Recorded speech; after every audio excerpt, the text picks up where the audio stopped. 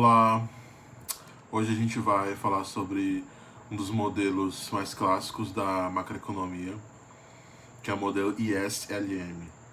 Esse modelo ele busca explicar como o mercado de bens e o mercado monetário interagem para determinar a renda e a taxa de juros de uma economia, né? E ele tem origem nos trabalhos de John Hicks e Alvin Hens, né? E que expandiram as ideias de Keynes para criar uma ferramenta gráfica matemática que ajudasse a entender, né, o impacto das políticas econômicas, né? Então é por isso e por que isso importa, né? Porque ainda hoje ele serve como base, né, para muitas análises de políticas monetárias, fiscais, né, e ajudando os economistas a entenderem crises, né, recessões, decisões de bancos centrais, né, vamos prosseguir, né? Bom, a curva IS no gráfico ISLM, a curva IS se trata de um mercado de bens e serviços. Então, a curva IS ela representa o equilíbrio no mercado de bens e serviços. Então, ou seja, aonde a oferta agregada se iguala à demanda agregada. Então, o ponto de partida é a identidade contábil da demanda agregada. Então, fica na formulação Y é igual a C mais I mais G mais, entre parênteses, X menos M.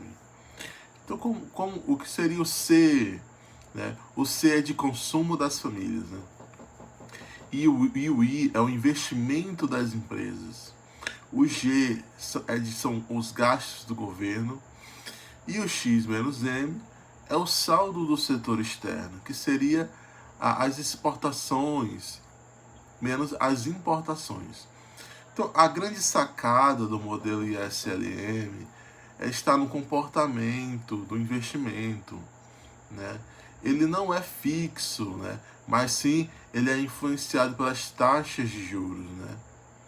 Então, quanto maior a taxa de juros, menor o investimento, né? Pois o crédito fica mais caro e se o investimento cai, o PIB também diminui. Se juntamos tudo isso, né, resolvemos as equações, né, que a gente chega na seguinte função que está sendo demonstrada aí na tela, né?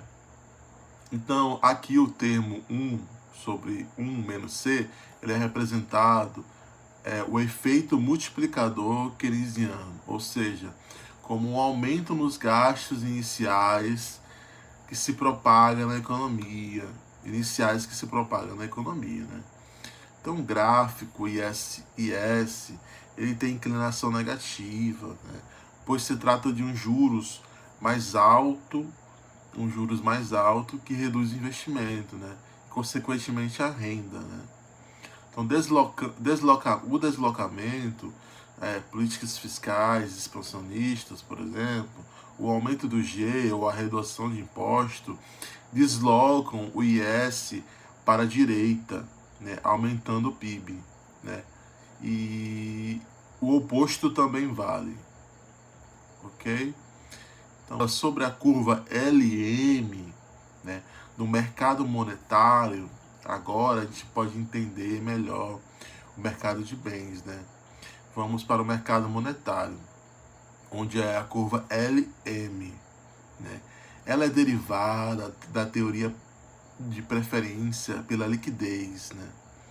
Então, que diz que as pessoas demandam dinheiro por 3 motivos, né? Motivo de transação, né? Poder de compras, serviço, né? A motivação da preocupação, né?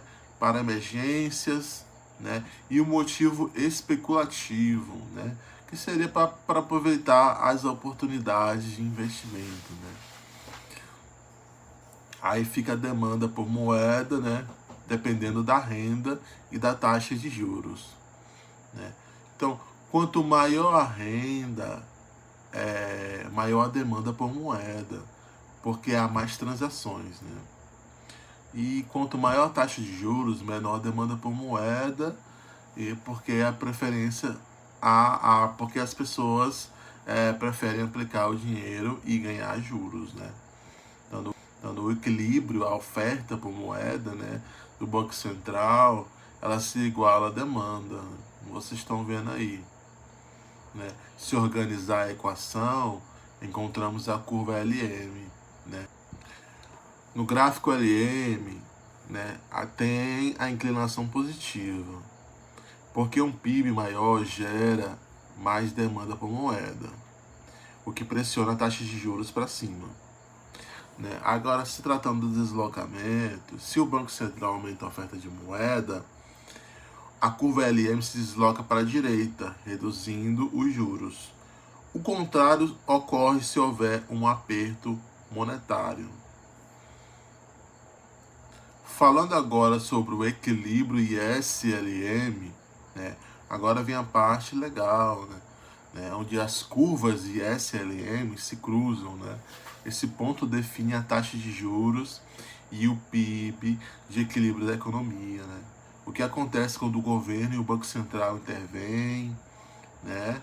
O que acontece se o governo aumenta os gastos, a expansão fiscal, o IS se desloca para a direita, o PIB sobe, a taxa de juros sobe. Se o Banco Central aumenta a oferta de moeda, expansão monetária, né? LM se desloca para a direita, PIB sobe, taxa de juros cai. Então, aí a gente cai numa armadilha da liquidez, né? Mas se a economia está com juros muito baixos, né, próximo a zero, né, aumenta a oferta por moeda e pode não ajudar em nada, né? Porque os agentes preferem ficar com o dinheiro em mãos. Foi o que aconteceu com o Japão nos anos 90. Aplicações e críticas, né? Apesar do modelo ISLM tem algumas limitações, né? Segundo alguns autores, algumas outras pessoas, especialistas, né? Que expectativas racionais, né? Agentes econômicos não reagem passivamente às políticas, né? A outra é não incluir inflação. Hoje modelos como ISMP, né, eles incorporam a regra de Taylor, né, para as políticas monetárias. E outra é não considera choque de oferta, né, como crises do petróleo, né. Mas assim, ISLM continua sendo uma ferramenta didática útil, né, para entender os efeitos básicos das políticas fiscais e políticas monetárias, né. Então, para concluir, para fechamento, né, o modelo ISLM ele mostra as políticas fiscais monetárias e como elas afetam a economia num curto prazo, ajudando a entender as decisões do governo e do Banco Central, né. Então é isso, até a próxima.